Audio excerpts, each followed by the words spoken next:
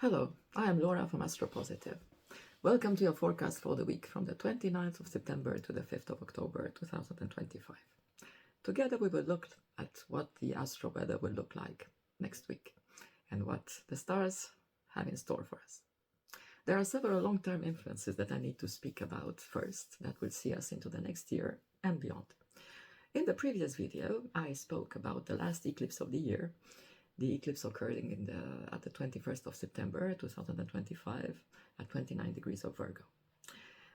That eclipse, it was a solar eclipse, launched a 6-month course of reshaping our lives and especially our love lives, according to our heart's desires. That's quite a to-do list. The current Saturn-Neptune conjunction can certainly be felt as a bit gloomy, that can put a damper on spirits. We might think, why take the trouble? What is the point? That is bound to fail. Well, Saturn is obstacles, as we all know, and Neptune can be disillusionment. So together they feel a bit like, why even bother? It won't work anyway. On the other hand, though, Saturn is the real thing.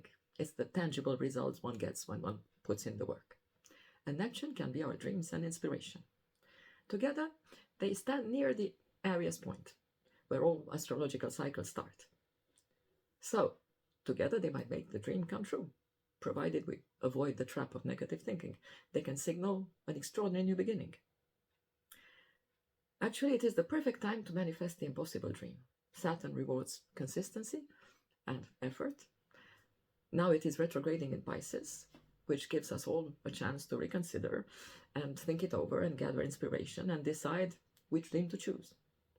Anyway, it is a great time to start working on it. As I said in the previous video, Saturn-Neptune actually stand smack bang at the midpoint of Uranus and Pluto, and they make sextiles on each side. The aspect being sextiles, it's a harmonious aspect, so change and renewal should be able to manifest smoothly, if still radically. Actually, time for a little confession. I am an Aries myself. English is not my native language, as we can all hear. And I live in a country, Switzerland, where English is not spoken.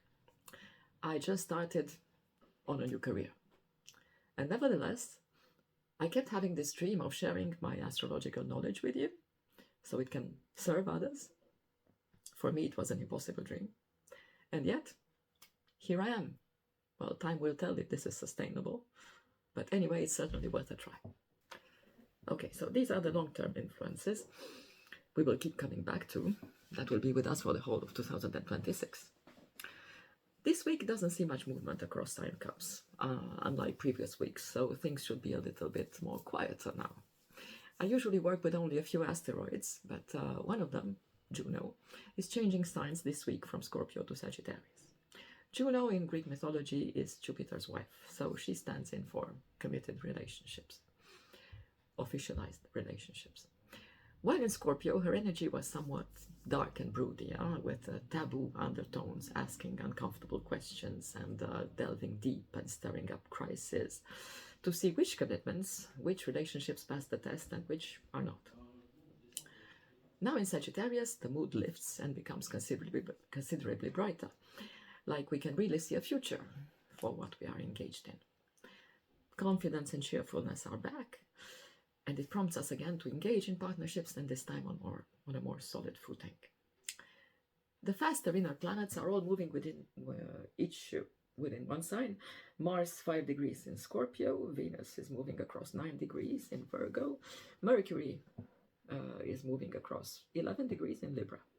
They are placed in 3 consecutive signs, so they don't talk to each other much.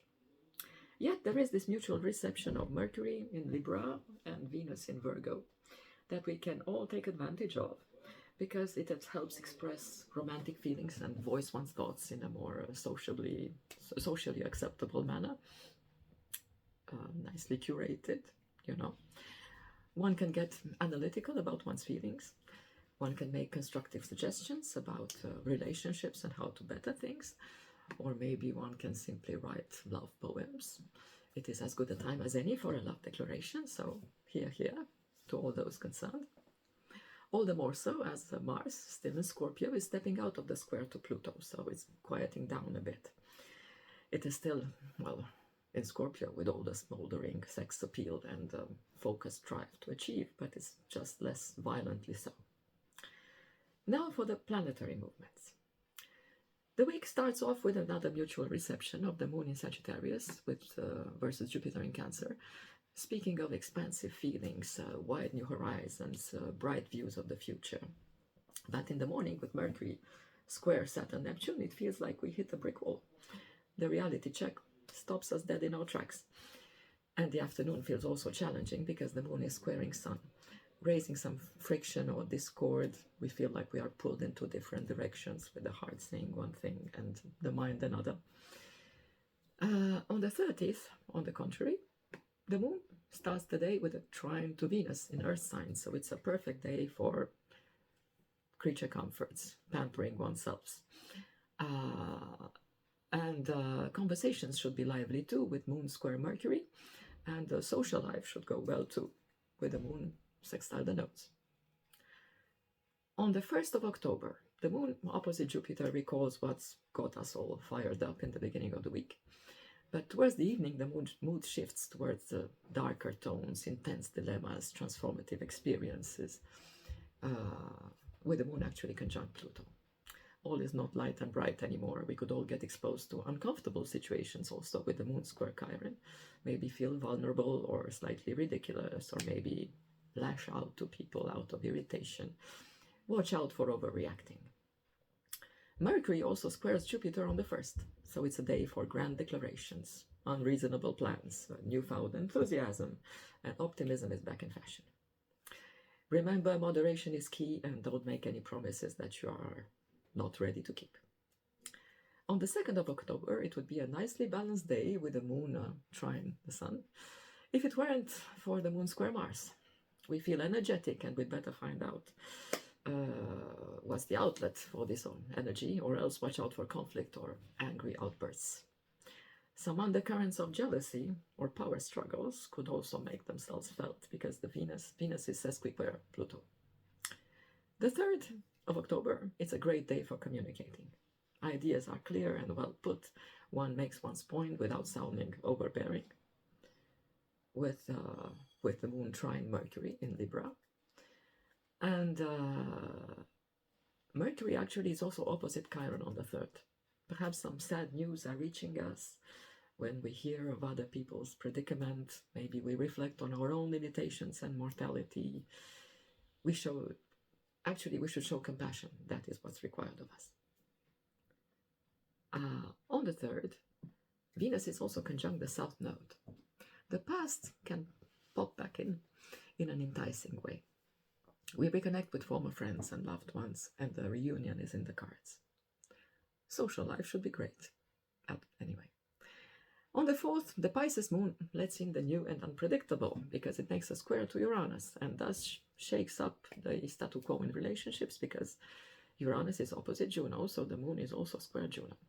It is a dynamic day where needs and desires need to be heard, leading to the perfected opposition of Juno to Uranus on the next day.